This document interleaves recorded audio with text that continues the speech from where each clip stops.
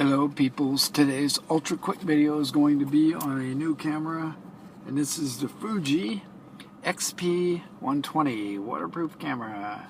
I've had the 90 before, and this is the 120, and they're virtually identical. I only see a couple of differences in these, and the differences are, one, that this particular camera is more waterproof, goes down to 65 feet or whatever. The impact seems to be about the same. Everything else identical. There's one item on the menu for printing to Instax printers that's new, but other than that, all the things I see on the menu look identical. The other thing about this particular camera compared to the XP-90, which I just got rid of that one, but they look identical, is that the photos on here don't seem to be as good.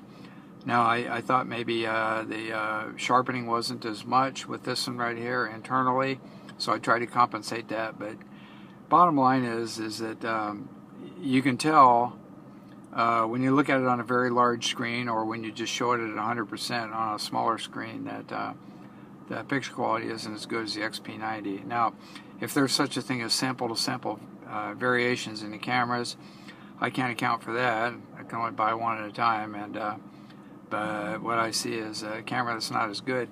I don't know if the extra waterproofing that they've added to this makes a difference, if that's what makes the picture quality not as good, but it's just not as good. Now, I got the super pack here with the not only this wrist strap right here, but also the floating wrist strap, the big one, plus a carry case, which is useless because it's completely open on two sides. But anyway, I got the pack with all the extra stuff, and it had a 16 gigabyte card, which is nice. And so I got all that for $179 at Costco, which is a pretty good deal.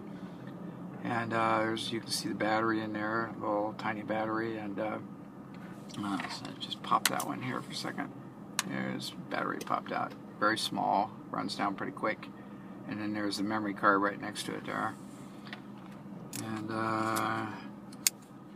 from what I understand from people who use it a lot, the video quality on here is very good.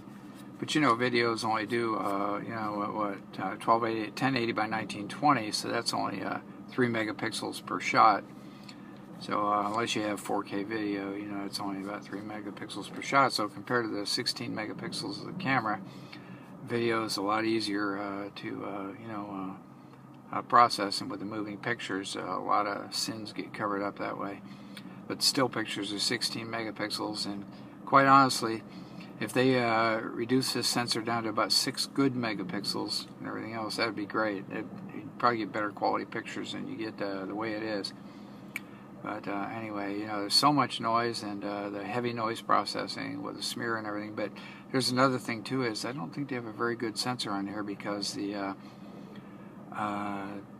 iPhone resolution really is as good. iPhone 7 is at least as good, if not better than this one right here. It's something about the images that are kind of choppy or whatever.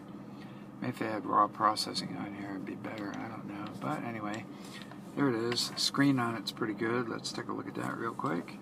Oops. Doesn't like my... It always gives me that warning about the door being open.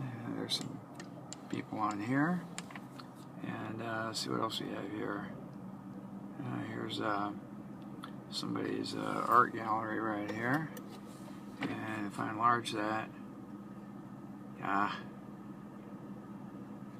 the screen does enlarge when you hit the telephoto button for playback. Then even on here you can see a lot of the smear and stuff. But anyway. What else to say? Just another digital camera, but it's very small, handy, and I carry around a little pouch like this right here, this little coach pouch, and so, you know, it's good, and probably considering the waterproof down to where it was 65 feet, it's probably a pretty good deal for $179. So anyway, there you go, Fuji XP-120. Thank you very much.